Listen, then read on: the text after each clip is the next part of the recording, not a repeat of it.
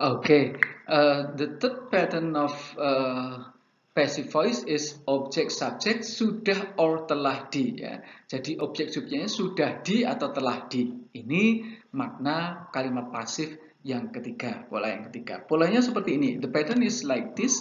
You can use have or has to show telah atau sudah. Anda bisa menggunakan have atau has, right? And then you can also using into past had. Ya. Kalau bentuk lampunya had, Anda boleh pakai had. Jadi salah satu ini. Present pakai have atau has. Kalau past pakai had. And then followed by been and past participle. Kemudian been dan kata kerja bentuk ketiga. Nah, pola ini itu maknanya objek atau subjeknya sudah di atau telah di. Make sense ya? Sudah di, tinggal kata kerjanya apa. For example, contohnya, iklan lowongan kerja telah dibuat ya. Iklan lowongan kerja telah dibuat ya.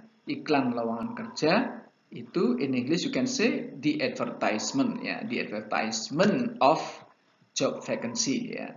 The advertisement of job vacancy itu iklan lowongan kerja telah dibuat ya. Jadi pakai have atau has atau had, tinggal kita pilih mana. Kebetulan kita untuk contoh kita pilih yang pas ya, pakai had, tidak masalah apapun subjeknya pakai had, itu kalau pas ya, bentuk lampau. Kemudian been, kemudian kata kerja bentuk ketiga made ya. Nah, ini telah dibuat itu didapatkan dengan kalimat frase had been made, predikatnya ini had been made. Oke. Yes.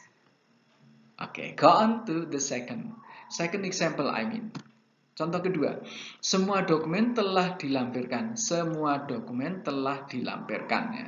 Semua dokumen, all documents, kemudian telah dilampirkan nanti harus ketemu ini ya. Have atau has atau had, kemudian been bentuk ketiga. Ada been bentuk ketiga, pasti ya. Kalimatnya menjadi seperti ini. All documents have been enclosed. Pakai have karena documents itu jamak ya. Jadi kita pakai have ya. Kalau tunggal pakai has ya.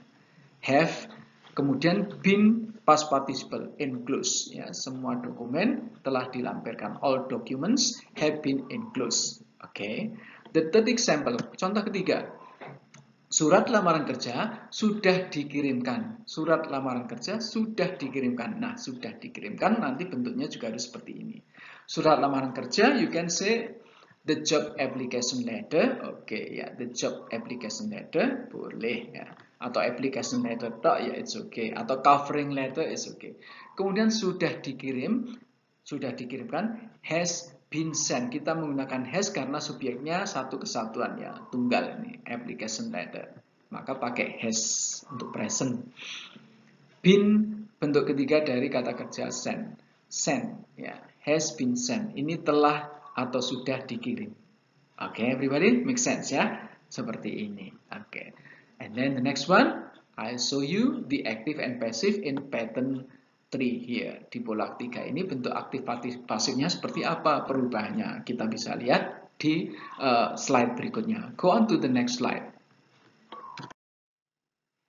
Nah, okay guys, active and passive voice in pattern 3 ya. Kalimat aktif dan pasif itu dalam pola ketiga ya. Seperti apa? Contohnya misalkan if you want to say in active sentence like this, Lilis Handayani telah menulis surat lamaran kerja atau sudah menulis surat lamaran kerja ya. Ini kalimat aktif, telah menulis ya, telah menulis.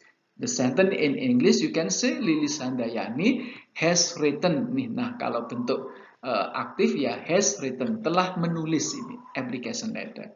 Nah, if you want to say in passive, kalau ingin menyampaikan dalam bentuk pasif, ya kita sampaikan objeknya dulu di depan, surat lamaran kerja, kemudian nanti tidak telah menulis tapi telah ditulis ya.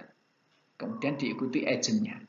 Oke, maka akan ketemu kalimat bahasa Indonesianya, surat lamaran kerja telah ditulis oleh Lilis Handayani seperti ini. Surat lamaran kerja telah ditulis oleh Lilis Handayani.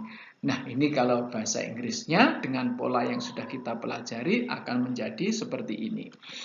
Application letter, itu ya, surat lamaran kerja, application letter, atau job application letter, it's okay. Telah ditulis, has been written, itu polanya has. Kenapa? Karena subjeknya itu tunggal ya, satu kesatuan. Kemudian been written itu harus ada ini untuk mendapatkan makna telah, ya, telah ditulis oleh agentnya Lilis Handayani seperti ini. Oke. Second example. Nah, oke. Sebelumnya ini has written menjadi has been written, ya. Has written ini telah menulis, ini telah ditulis, ya. Kalian lihat perbedaannya, ya. Oke. Second example, if you want to say sekretaris telah membuat iklan lowongan kerja. Sekretaris telah membuat iklan lowongan kerja. Anda bisa menyampaikannya dalam bahasa Inggris seperti ini. Secretary has made the advertisement, iklan lowongan kerja of job vacancy. Ya. Secretary pakai has. Ini bentuk aktif dari kalimat bahasa Indonesia ini, ya. Kita juga bisa menyampaikan kalimat ini menjadi pasif, ya. Maka kita harus mendahulukan objeknya ini. Iklan lowongan kerja, kalau di sini telah membuat, nanti berarti di pasif telah dibuat, ya, oleh sekretaris. Maka akan ketemu kalimat pasif bahasa Indonesia-nya adalah iklan lowongan kerja telah dibuat oleh sekretaris seperti ini.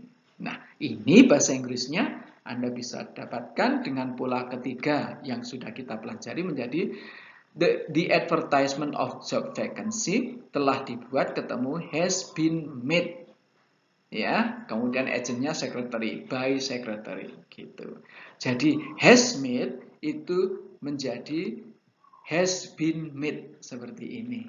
Oke, ya. Has made menjadi has been made.